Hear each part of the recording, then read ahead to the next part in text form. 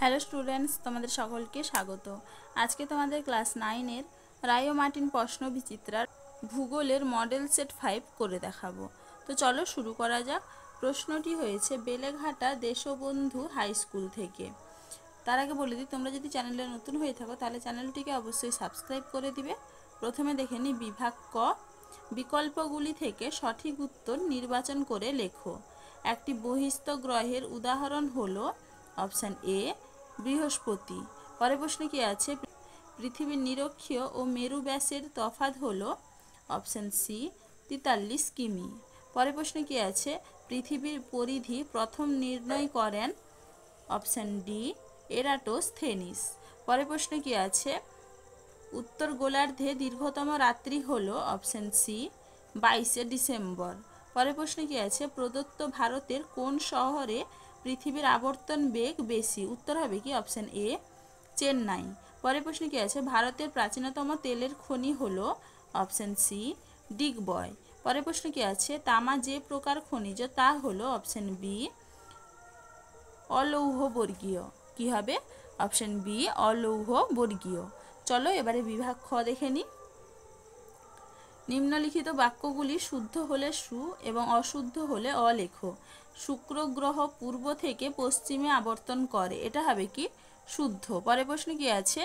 দিন রাত্রি ঘটার মূল কারণ পৃথিবীর পরিক্রমণ গতি, এটা হবে কি শুদ্ধ।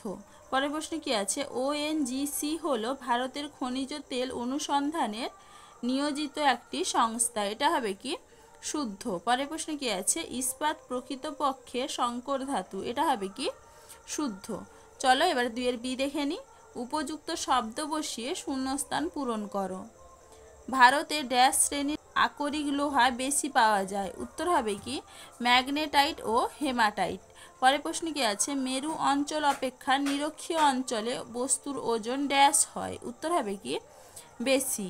পরের প্রশ্ন কি আছে? বিশ্বের বৃহত্তম তৈল শোধনাগারটির নাম হলো ড্যাশ? উত্তর হবে কি জামনগর। পরের প্রশ্ন কি আছে? কক্ষতলের সঙ্গে পৃথিবীর মেরুরেখা ড্যাশ?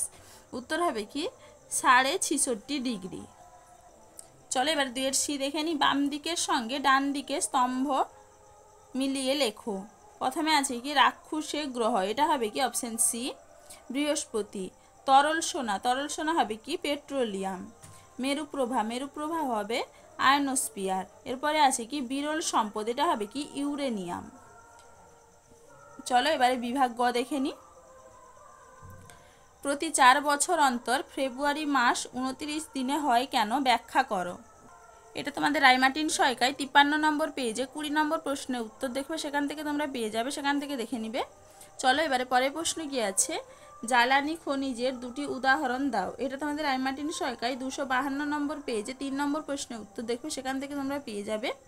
চলো এবারে পরের প্রশ্ন দেখে নিই। 2টি বামন গ্রহের নাম লেখো। উত্তর হবে কি প্লুটো এবং এরিস।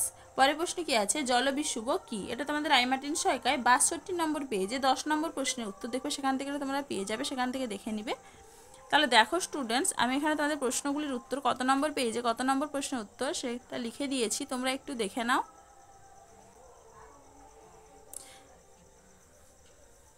চলো আজকে এইটুকুই, দেখা হচ্ছে পরের ভিডিওতে। ভিডিওটি ভালো লাগলে লাইক অ্যান্ড সাবস্ক্রাইব করে দিবে।